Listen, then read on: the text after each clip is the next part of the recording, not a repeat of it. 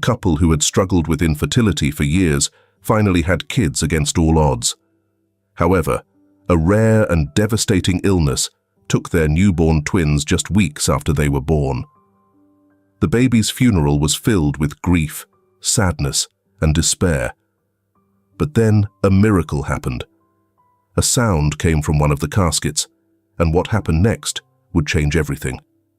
Before we delve into this incredible story, I want to extend a heartfelt thank you to all the viewers of this channel. Drop a comment below and let me know what time you're watching this video. It's day or night. At a swanky fertility clinic downtown, Charles Howell and his wife, Charlotte, sat in a waiting room decorated in cool tones and white lights that barely softened the clinical vibe. Despite the place's comfort, the air felt heavier with each passing second. Charlotte clasped her hands in her lap, trying to find strength in her husband's silence. Charles, jaw clenched tight, stared at a fixed point on the floor. The sound of a door opening startled them. The doctor walked in, a file in hand, his professional demeanor carefully neutral. Charles and Charlotte leaned forward in unison, as if bracing their hearts for news they already sensed. "Mr. and Mrs. Howell," the doctor began, "I regret to inform you that the treatment was not successful this time either." The world seemed to stop for Charlotte.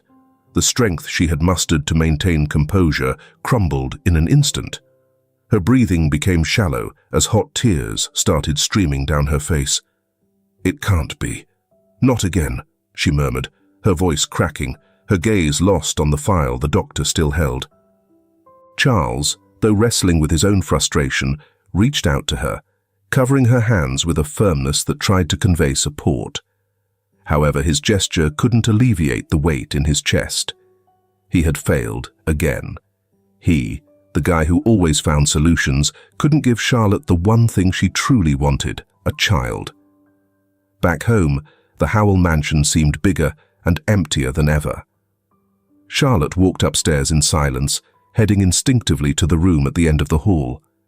It was the nursery she had prepared years ago, when hope still shone brightly. She opened the door carefully, as if afraid any noise could shatter the illusion she'd built in that space. The nursery was a sanctuary of unfulfilled promises. The walls, painted a soft pastel blue, were adorned with small animal illustrations, and in one corner, a fine wooden bassinet waited to be used. Charlotte walked over to the bassinet and ran her fingers along the rim, as she'd done so many times before. Her gaze stopped on the small cushion with a drawing of a smiling bunny, and her heart broke anew. 10 years had passed, a decade of treatments, of hopes raised and dashed, of imagining a baby sleeping peacefully in that crib. And now, once again, that dream crumbled before her eyes. She sank into the chair beside the bassinet, her trembling hands covering her face as she sobbed in solitude. The house was silent, but her mind was filled with the echoes of her own pain.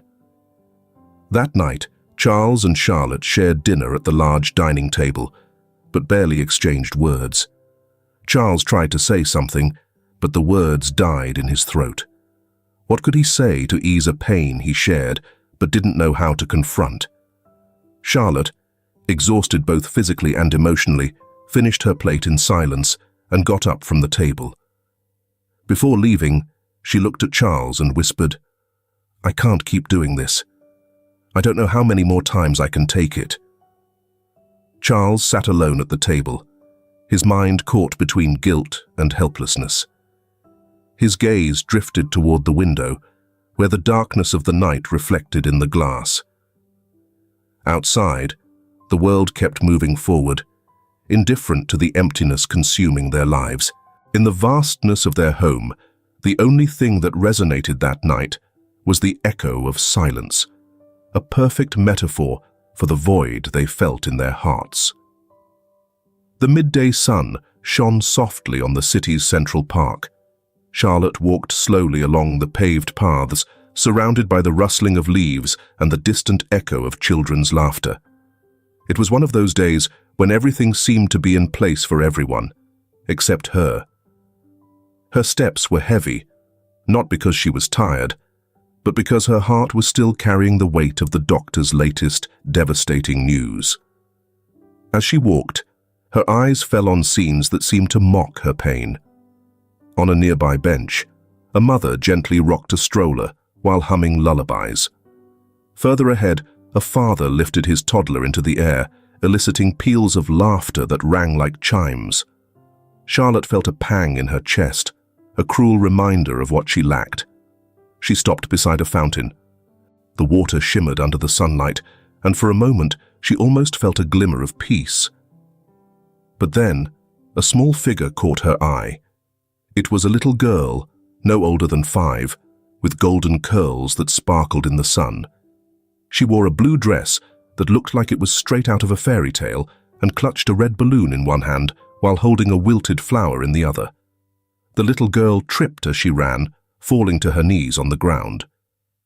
Charlotte watched as the little one's lips trembled, on the verge of bursting into tears. But before a tear could fall, the girl looked up and smiled as she saw her mother approaching. The mother knelt down, hugged her, and gently blew on the scrapes on her knees. Charlotte felt a lump form in her throat.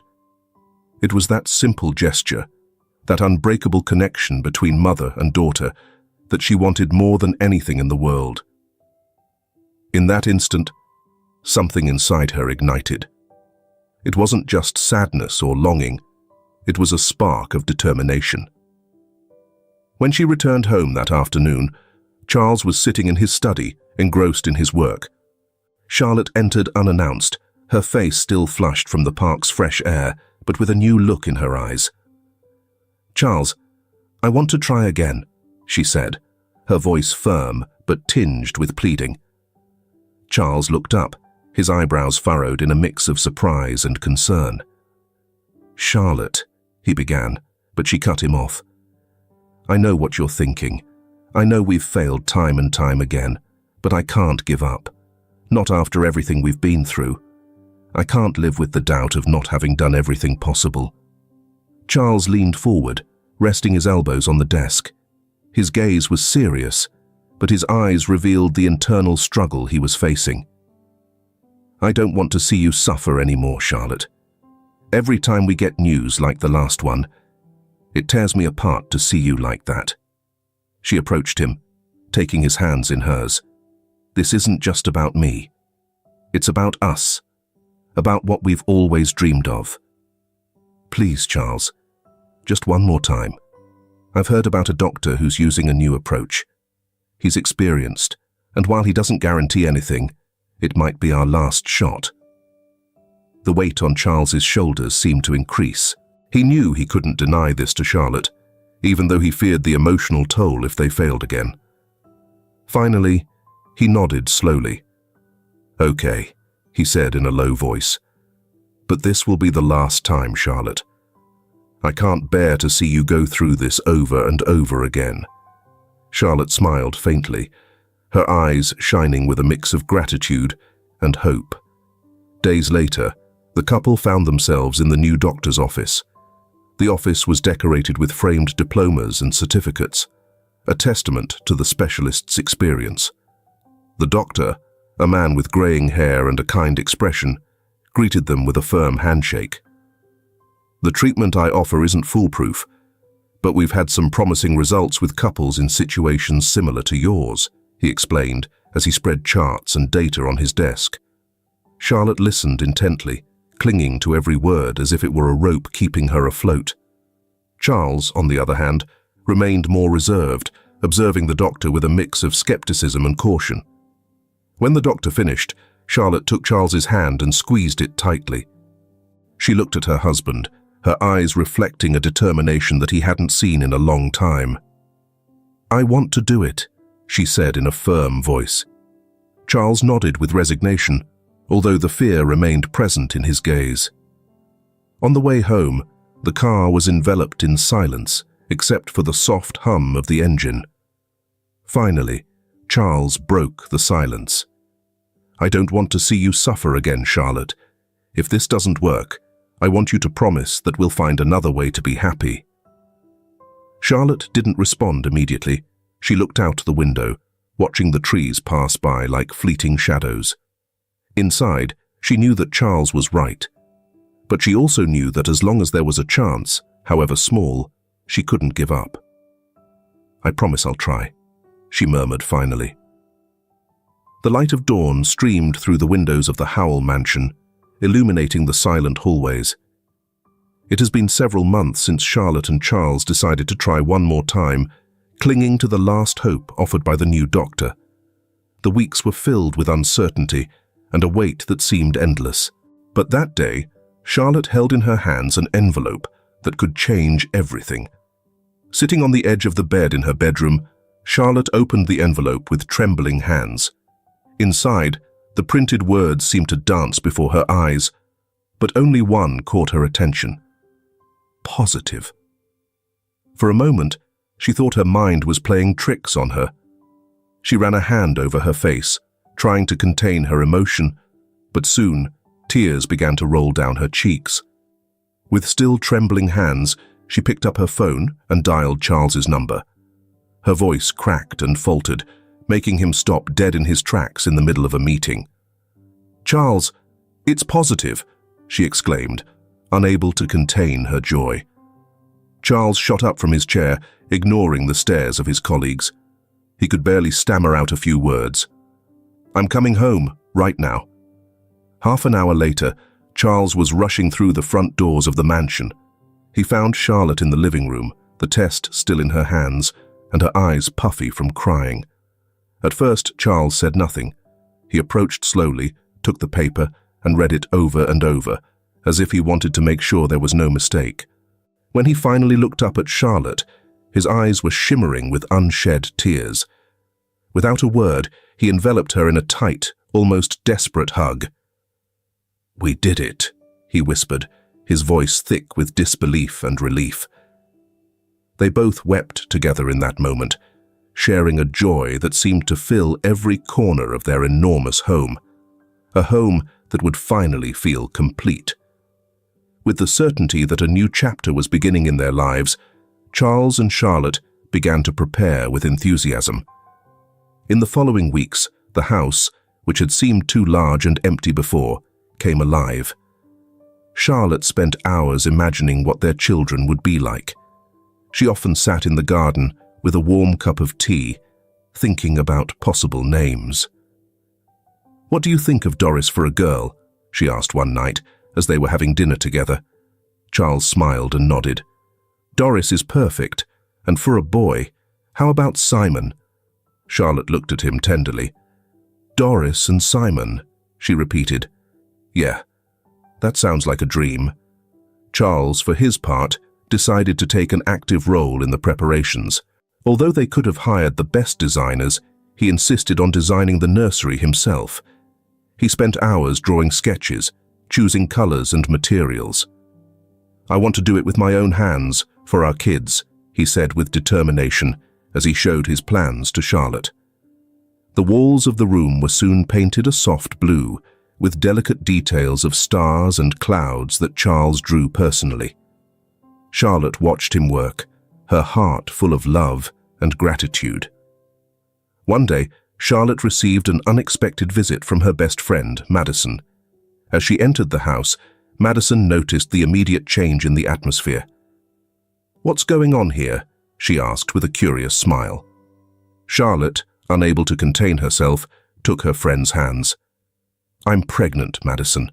We're having twins." Madison shrieked with joy and hugged Charlotte tightly. "I knew this would happen. I knew you deserved this miracle." They spent the rest of the afternoon talking about names, decorating ideas, and dreams for the future. On a quiet evening, while Charlotte and Charles were sitting on the back porch, looking at the stars, Charlotte broke the silence. "Sometimes I think about all the times we almost gave up. Remember how many nights I cried right here, convinced we'd never have this." Charles squeezed her hand gently. "And now we're here. Sometimes, the hardest roads lead us to the most beautiful destinations." Charlotte rested her head on Charles's shoulder, and for the first time in a long time, they both felt the weight of years of struggle begin to fade away. The weeks turned into months, and as Charlotte's pregnancy progressed, the house filled with an exciting anticipation. Charles and Charlotte had spent so long imagining the moment they would finally hold their children in their arms, that now, each day, seemed like a step closer to that dream come true. Charles became more protective of Charlotte, making sure she was comfortable at all times. He insisted on walking alongside her in the garden, holding her carefully, even though Charlotte laughed gently. "Charles, I'm pregnant, not fragile," she joked, though her eyes sparkled with love for her husband's attentiveness. Meanwhile, the finishing touches in the nursery were almost complete. The cribs, lined up side by side, were adorned with delicate, embroidered sheets. Above them, mobiles with stars and moons hung, slowly twirling with the breeze coming through the open windows.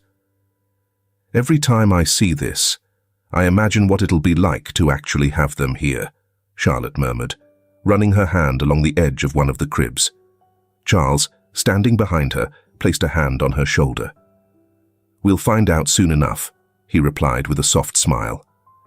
The day they'd been waiting for arrived with a mix of nerves and excitement. Charlotte woke up with a pain she quickly recognized as the beginning of labor. Charles, although trying to stay calm, couldn't help but show a hint of panic as he helped her into the car for the drive to the hospital. In the delivery room, Charlotte faced hours of exhausting effort. Charles never left her side, holding her hand firmly while whispering words of encouragement. Finally, after what felt like forever, the first cry of a baby filled the room. "It's a girl," the doctor announced with a smile, placing little Doris in Charlotte's arms. Charlotte, her face covered in sweat and tears, looked at her daughter with a mixture of disbelief and pure love. "Hello, my little Doris," she whispered weakly, caressing the baby's cheek. Moments later, another cry broke the air. Charles, who had been gazing at Charlotte with admiration, was called over by a nurse. "And here's little Simon," she said, as she placed the baby in his arms. Charles held him carefully, almost afraid he might break. His hands trembled, but his heart was filled with indescribable joy. "Hey, Simon, I'm your dad," he said softly, tears rolling down his cheeks. In that room, surrounded by the medical staff and with his two children in his arms, Charles and Charlotte felt like the whole world had disappeared. Nothing else mattered at that moment. All their suffering and struggles from the previous years seemed to have vanished with Doris and Simon cries. Back home, the Howell family's life was completely transformed. The days were filled with the sounds of the twins, from their soft breaths as they slept, to their little cries that, to Charles and Charlotte, were like heavenly music. Charlotte, despite the exhaustion, found peace waking up each morning and seeing Doris and Simon sleeping peacefully in their cribs. She often leaned down to kiss their little foreheads, feeling a love so intense that she could barely express it with words. Charles, for his part, enjoyed every moment he spent with the kids. He loved holding Simon while he paced the room, humming lullabies he never imagined himself singing. He also dedicated himself to inventing little stories for Doris, who looked at him with her big, curious eyes. One afternoon, while they were both sitting on the couch with the babies asleep in their arms, Charlotte looked at Charles with a radiant smile. "I never thought I could be this happy," she said, her voice filled with emotion. Charles looked at her, his eyes reflecting the same feeling. "Me neither, but here we are, and all of this, it's all worth it." The daily routine became a constant source of joy. The little things, like the twins' first babblings or the smell of their little blankets, filled the home with a warmth they had never experienced before. One night, while Charlotte was breastfeeding Doris in the room lit by a dim lamp, Charles came in with Simon in his arms. He came closer, and they both sat together, sharing a quiet moment. "Do you realize?" Charlotte asked, breaking the silence. "Realize what?" Charles replied. "That we're finally complete." Charles nodded, gently squeezing his wife's hand. "Yeah, and I wouldn't trade this for anything in the world." In those days, happiness seemed endless. The Howell family had found their purpose in Doris and Simon, and each day was filled with small miracles that reinforced their love and gratitude. Dawn arrived at the Howell mansion with its usual light. The routine unfolded as always. Charlotte fed Simon while Doris slept peacefully in her crib. Charles, from the dining room, drank his coffee and reviewed documents, enjoying the familiar sounds that filled the house. Suddenly, Charlotte noticed something strange. Simon, who was usually calm while eating, began to fidget. His breathing seemed ragged, and his skin, normally pink, began to turn pale, almost grayish. "Simon, are you okay?" Charlotte asked, trying to stay calm as she adjusted him in her arms to observe him better. But her maternal instinct told her something wasn't right. Before she could process what was happening, Doris, who had been sleeping until then, began to cry inconsolably from her crib. The cry, normally a sound that filled Charlotte with joy, this time resonated with an anguish that pierced her chest. "Charles!" Charlotte yelled, her voice full of panic. Charles appeared in the room in a matter of seconds, dropping the papers he was holding. His eyes quickly scanned the scene. Charlotte was holding Simon, who was having trouble breathing, while Doris cried with a tone that seemed more desperate than upset. "What's going on?" he asked, even though he knew there wasn't time for answers. "I don't know, but Simon can't breathe right. And Doris—" "Something's wrong, Charles," Charlotte replied, tears welling up. Without a second thought, Charles scooped up Doris and bolted for the car, Charlotte right behind him with Simon. A sense of urgency filled the air as they sped towards the hospital, the car's silence broken only by Simon's faint whimpers and Doris's heart-wrenching cries. The ER was buzzing when they arrived, but everything faded away for the Howells when a nurse rushed over as she saw the twins' condition. Charlotte handed over Simon with trembling hands, while Charles did the same with Doris. "Please, save our children," Charlotte pleaded, her voice barely audible through the mix of fear and despair.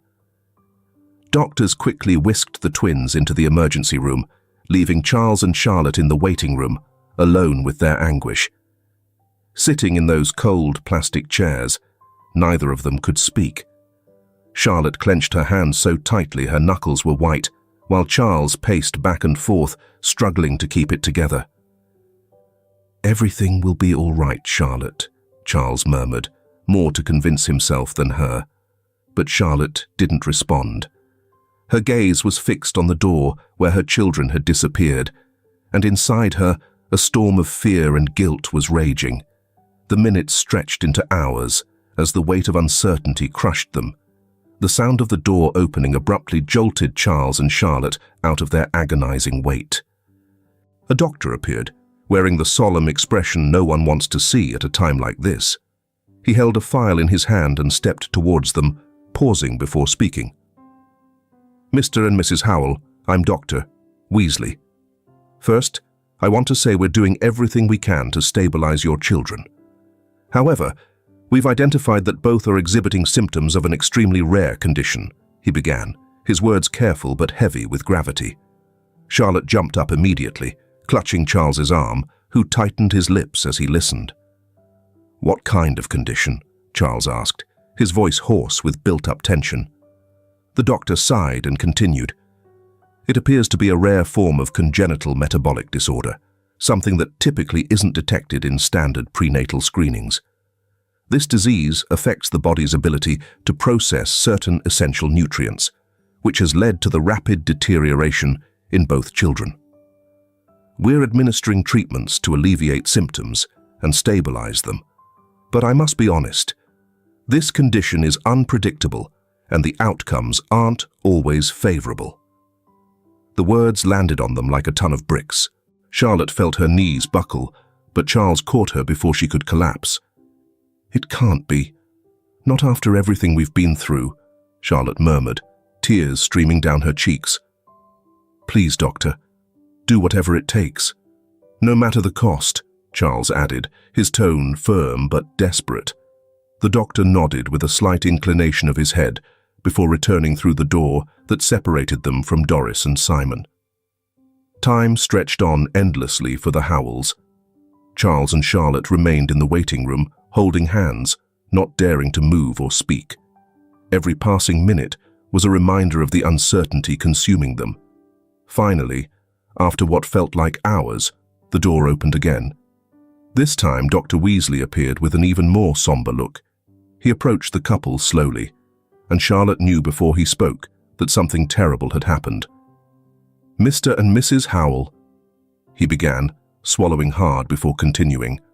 "I am so sorry, but we did everything we could. Doris and Simon's condition deteriorated rapidly. Their organs couldn't withstand the metabolic damage, and they both passed away a few moments ago." The waiting room seemed to crumble around them. Charlotte let out a strangled cry, her hands shaking as she brought her palms to her face. Charles, who had always been the pillar of strength, fell to his knees, unable to hold back the tears that blurred his vision. "No, this can't be happening," Charlotte whispered through sobs. The doctor remained standing, his face reflecting empathy and sorrow. "I am so deeply sorry for your loss. I know no words can ease your pain, but I want you to know that your children didn't suffer.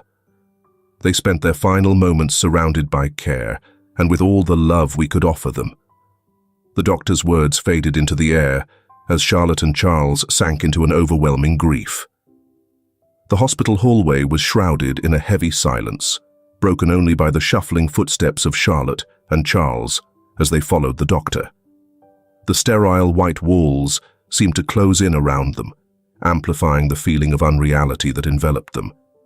Neither of them could fully process what they were about to face. As they reached the room where Doris and Simon's bodies lay, Charlotte stopped abruptly in the doorway. Her legs were shaking, and her hands gripped the doorframe like crossing it was a death sentence.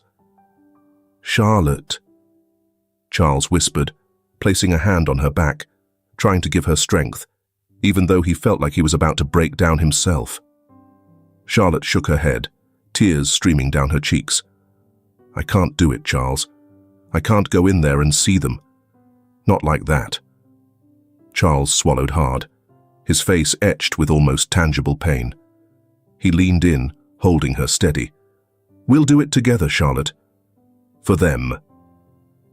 Charlotte took a step forward, followed by Charles. The room was small and cold, lit by dim light that made everything feel even more desolate.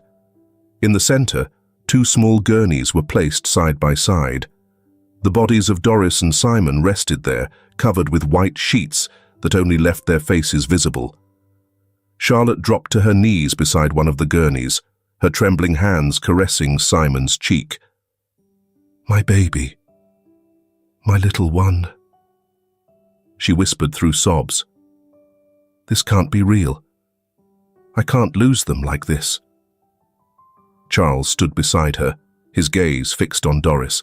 The little girl seemed to be sleeping, her peaceful expression a stark contrast to the reality of her absence. Tears started to roll down his face, but he didn't make a sound. The doctor, standing in the doorway, watched the Howells' pain with respect. Finally, he stepped forward and spoke softly. "Mr. and Mrs. Howell, there are no words that can ease this moment.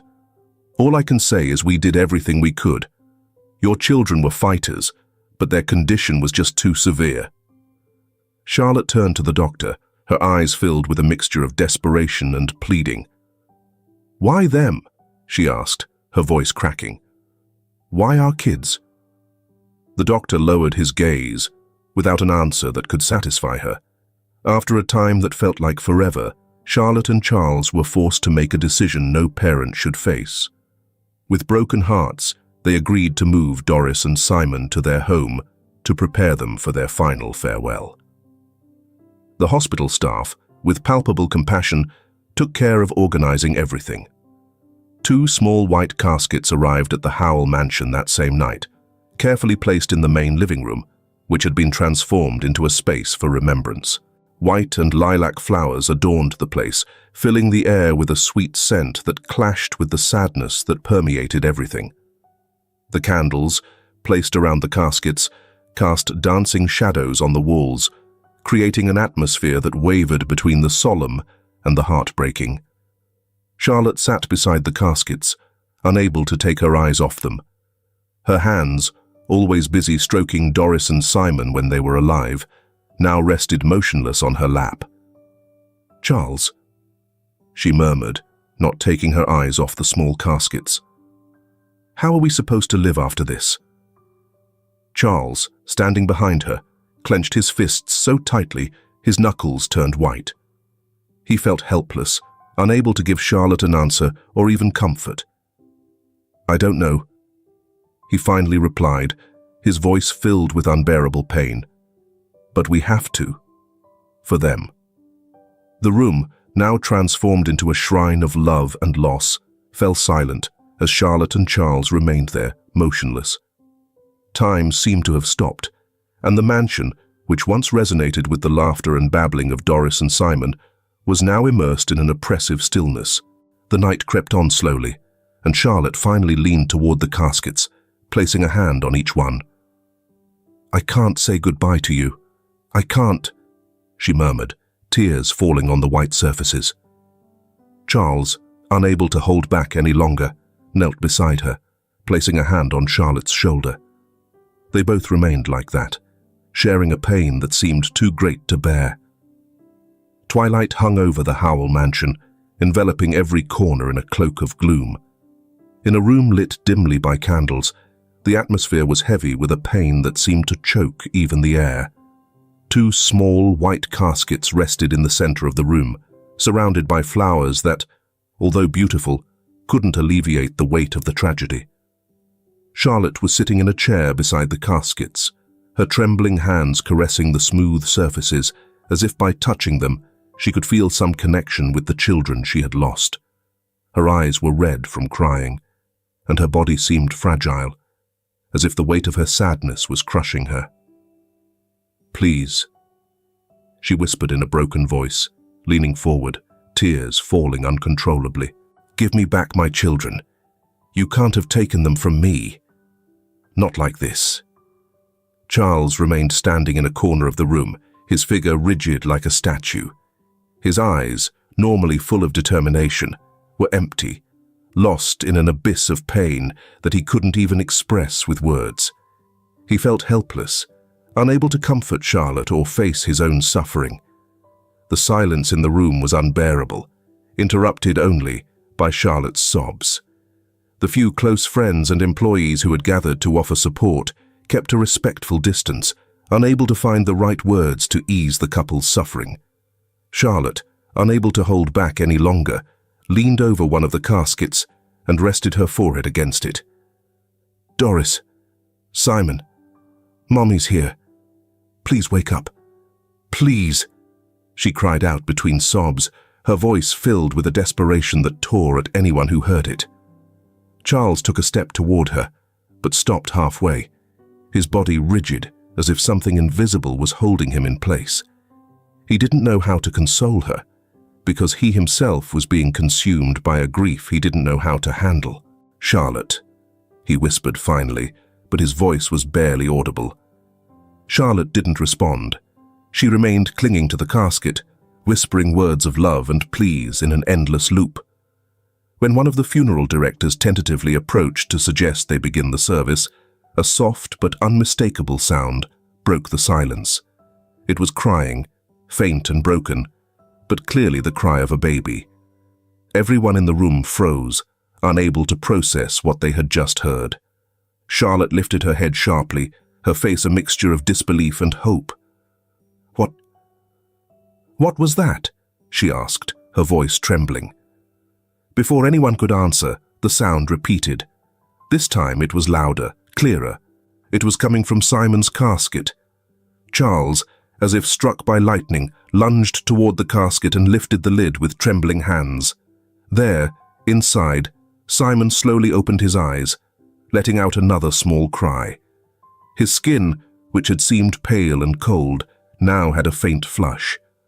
Charlotte jumped up, running to Simon and carefully lifting him from the casket. She held him against her chest, her body shaking with sobs. "He's alive!" "Simon is alive," she cried, her voice filled with a mixture of joy and wonder. While everyone was still trying to figure out what was happening, another similar sound filled the room. This time, it was coming from Doris's casket. Charles, still in shock, rushed to open it.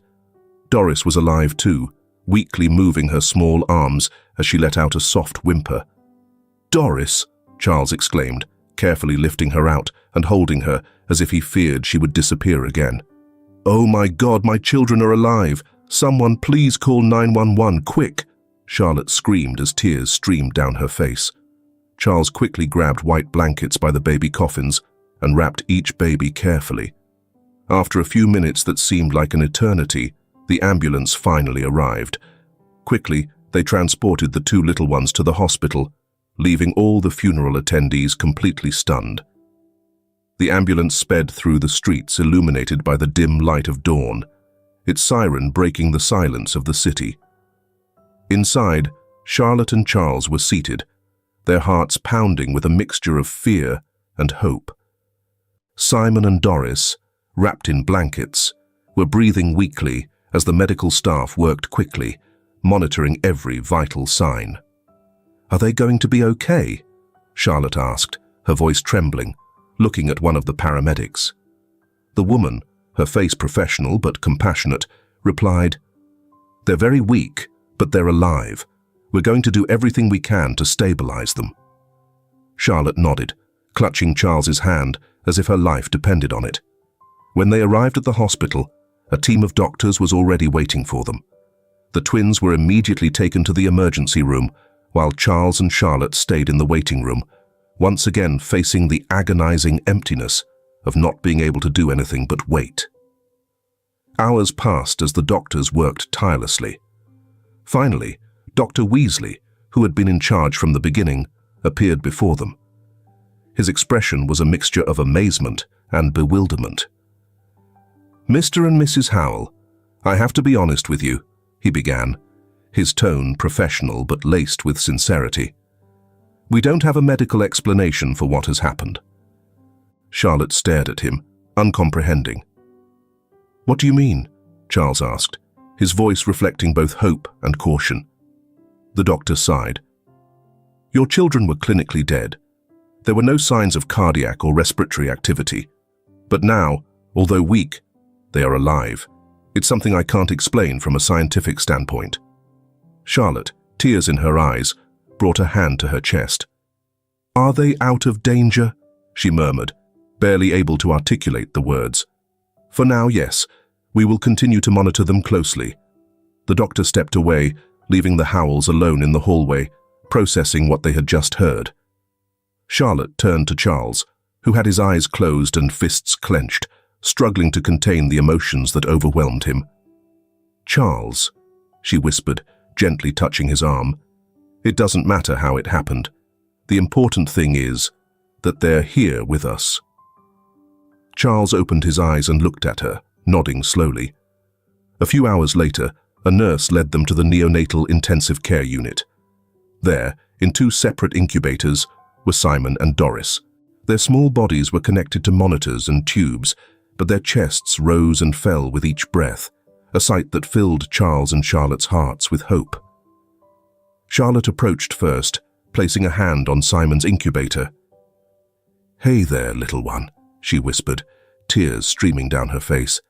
"Mommy's here." Charles, standing beside her, looked at Doris, who slightly moved her fingers, as if responding to the sound of her voice. "Hey, my little warrior," he said, with a shaky smile. The nurse, seeing the connection between the parents and the babies, approached to speak with them. "You can touch their hands. Sometimes, feeling the parents' touch can help them recover faster." Charlotte, with extreme care, slipped her hand into the space designed for parents to touch their children. Her fingers brushed Simon's hand, and the little one weakly squeezed it. That simple gesture made Charlotte sob, not from sadness, but from pure relief and gratitude. "You're a fighter, Simon," she whispered. "I'm so proud of you." Charles did the same with Doris, feeling the warmth of her tiny hand in his. "They're both our miracle," he said, looking at Charlotte with tear-filled eyes. Hours passed, and although the twins' condition remained delicate, Charles and Charlotte's presence seemed to have a positive effect on them. The monitor alarms sounded less frequently, and their vital signs began to stabilize. Sitting together in the waiting room, Charlotte rested her head on Charles's shoulder. "I just can't stop thinking this is a miracle," she said, her voice barely a whisper. Charles nodded, placing an arm around his wife. The days in the hospital turned into weeks, but this time the wait was filled with hope. Simon and Doris, under the constant watch of the doctors, began to show clearer signs of recovery. Although their bodies were still small and fragile, each breath, each movement, was a testament to the miracle they had experienced. Charlotte spent most of her time by the twins' side, quietly reading children's stories, while their little hands moved weakly in response. Charles, who used to dedicate entire days to his work, was now by his family's side at all times. The decisions that once seemed urgent at his company now paled in comparison to the importance of being there for his children. As he watched Simon sleep peacefully in his incubator, Charles made a decision he had been contemplating for days. On the drive back to the nearby hotel where he and Charlotte were temporarily staying, he broke the silence. "Charlotte, I've been thinking, I think I need to make a change." Charlotte looked at him, her expression serene but curious. "What kind of change?" she asked softly. Charles sighed, looking out the car window as he spoke. "For years, my life revolved around my work, building an empire. But now, after what we've been through, I realize that none of that means anything if I'm not here for you, for our kids. I want to lighten my workload, delegate more. I want to be present." Charlotte smiled, her eyes filling with tears. "Charles, that's all I've ever wanted, for us to be together, as a family." That night, Charles drafted a plan to reorganize his company, delegating key responsibilities to his trusted partners. For the first time in years, he felt a weight lifted off his shoulders. Meanwhile, Charlotte found a new mission in her own experience. After weeks in the hospital, she had met other parents who were also facing challenges with their newborn children. Inspired by Doris and Simon's miracle, she began to share her story with them, offering words of encouragement and comfort. "Never stop believing in the impossible," she would tell them, holding the hand of a mother whose daughter was in the intensive care unit. "There are moments when it seems like all is lost, but sometimes life surprises us in ways we can't imagine." The doctors and nurses, who had also witnessed the twins' incredible comeback, began to invite Charlotte to speak with other patients in similar situations. Her story became a source of inspiration, a testament that, even in the darkest circumstances, hope could flourish.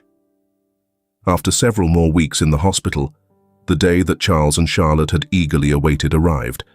Simon and Doris were strong enough to go home. The doctors gave them detailed instructions on the care they would need, but their final words were warm and encouraging.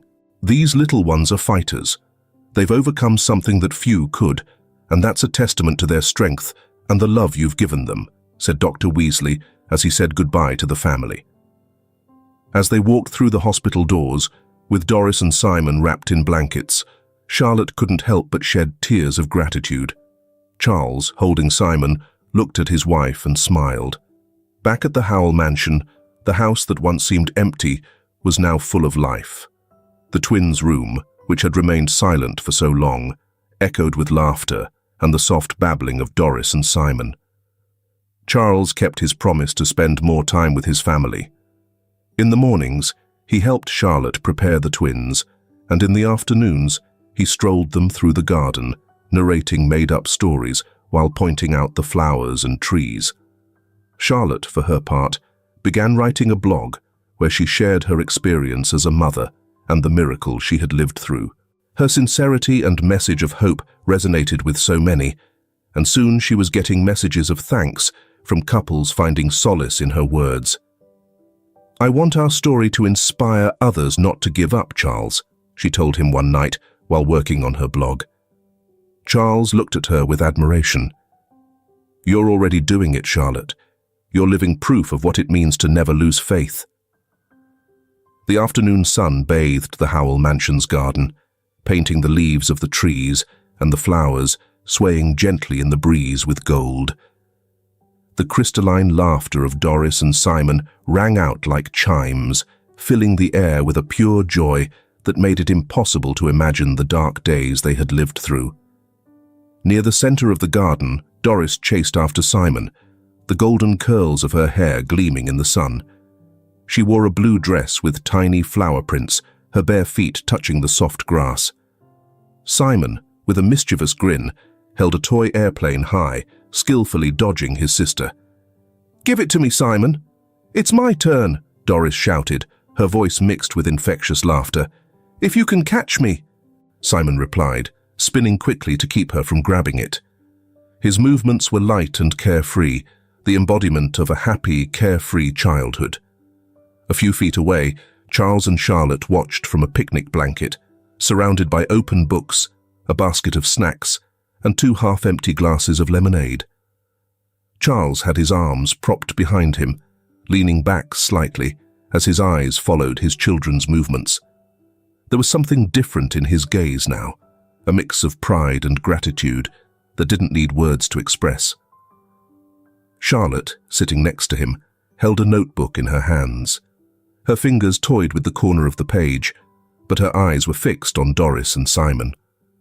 A slight smile curved her lips, and the sunlight filtering through the leaves made her hair glow. "Sometimes it feels incredible that so many years have passed," Charlotte murmured, breaking the silence in a soft, reflective voice. Charles turned his face towards her, tilting his head slightly. "It feels that way to me too. It's like it all happened in another lifetime." Charlotte closed the notebook, placing a hand over his. "But the important thing is that we're here, together, and that's enough." Charles nodded, interlacing his fingers with hers. They didn't need more words. The connection between them spoke for itself. From a distance, Doris's voice interrupted them. "Mum, Dad, look at this." Simon stood with his arms outstretched, holding the toy airplane that was now spinning in perfect spirals thanks to a rubber band he'd learned to wind up. Charles got up from the blanket, walking towards his children with a smile. "Good job, champ," he said, placing a hand on Simon's shoulder. Meanwhile, Charlotte remained seated, watching Charles interact with the kids. In her mind, she recalled the faces of the parents she had met over the years, those who had found comfort in their story. Her work had transcended beyond her family. Through talks, interviews, and writings, she had touched the lives of countless people. One of her articles, entitled "The Miracle of Hope," had been published in major magazines, narrating not only the miracle of Doris and Simon, but also the strength of love and determination in the darkest moments. Her words had inspired couples facing similar battles, reminding them that even in the deepest adversity, there was the possibility of a rebirth. "Mom, what do you think?" Doris asked, approaching with a bouquet of flowers she had picked from the garden. Charlotte leaned towards her, receiving the bouquet with a warm smile. "I think I'm lucky to have the most amazing kids in the world." As the sun began to sink on the horizon, painting the sky with shades of pink and orange, the Howell family gathered on the picnic blanket. Doris and Simon, exhausted from hours of playing, snuggled up on either side of their parents. Charles put an arm around Charlotte while she placed her hand on Doris's hair, stroking it gently. Simon yawned, resting his head on his father's shoulder. "You know, Mom," Doris murmured, her eyes half closed. "I always knew you'd take care of us." Charlotte felt a lump in her throat, but managed to smile. "I always will, sweetie. Always." If this film touches your heart, leave your mark with a like. And don't forget to subscribe to our channel to explore more meaningful stories with us. Share your feelings with us and tell us your own stories. Every word you share is a building block that helps create our strong and enduring community. Together, will create a warm space where everyone can share and connect. Finally, don't miss the incredible stories coming your way soon. We're always here to bring you the best selections, full of deep values yet entertaining. See you there.